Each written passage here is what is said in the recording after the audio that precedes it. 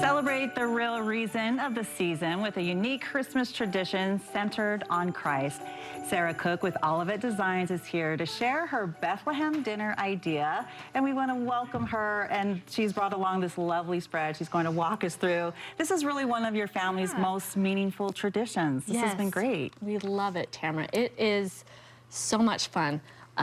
We have done the Jerusalem dinner, like at Easter time, which I've talked about before, and it's essentially really, really similar. Similar foods, like a Mediterranean, Middle Eastern style meal, but we loved it so much, we wanted to bring that same kind of magic to Christmas time. That's really what inspired you to do this. And so, walk us through. It's such a lovely spread that you brought along here. Okay, well, so we, like I said, similar foods, but we like to, for the Bethlehem dinner specifically, we like to come back to Easter. There's so many like symbols and similarities between the two holidays. I just love that these two meals bring both of those together. Yeah, and what is it like for your family? Because you've been doing this for quite some time. Yes, we have. Some years, honestly, it's a rotisserie chicken, and we just sit on the floor. Let's just be real. And but other times, I mean, it can be as authentic as you want it to be, but it's sitting by the Christmas tree, gathered, taking time during the season to be quiet and just to really focus on that meaning of Christmas and how it relates to Easter. Yeah, and it's all about the gathering, which I think a lot of us just miss out on when it comes to the holidays, but that's really the point of it.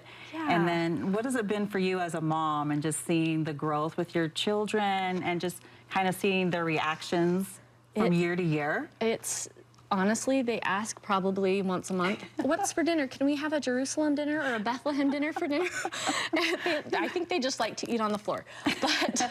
But it's been really fun. And while we started doing the Jerusalem dinner and focusing on Holy Week, I put together a poem to kind of help my kids, and honestly myself, keep track of what happens each day of Holy Week. And we've started reading that after reading something like our traditional Luke 2, and we do the Nativity, but then we'll tie it back to Easter and we'll read that poem and talk about the different symbols and connections between those holidays. That's wonderful. And it's been really amazing and meaningful in our family. So if we're someone sitting at home right now and they're thinking, wow, this is a great idea, how do I get started? What foods would you recommend? Like, how do you get this going? Yeah, well, there's always the rotisserie chicken, and there's no shame in that. It's delicious, love right? Me some rotisserie chicken. But yes, there's olives, nuts, cheeses. I mean, any like charcuterie board, that's a great start. And then you can just add from there. Like at Christmas time, we like to add like some seasonal, you know, like the candies and chocolates, of course. Oh, yeah. But we also will like sing hymns, Christmas hymns, and listen to music or watch like The Christ Child, different things that just kind of bring that spirit. And just sitting by the Christmas tree and talking about those similarities, like the word Bethlehem translates to the house of bread in Hebrew. And Christ, all these little nuggets of learning. Another word name for Christ, right, is the bread of life. And the Star of Bethlehem has a cross shape in it.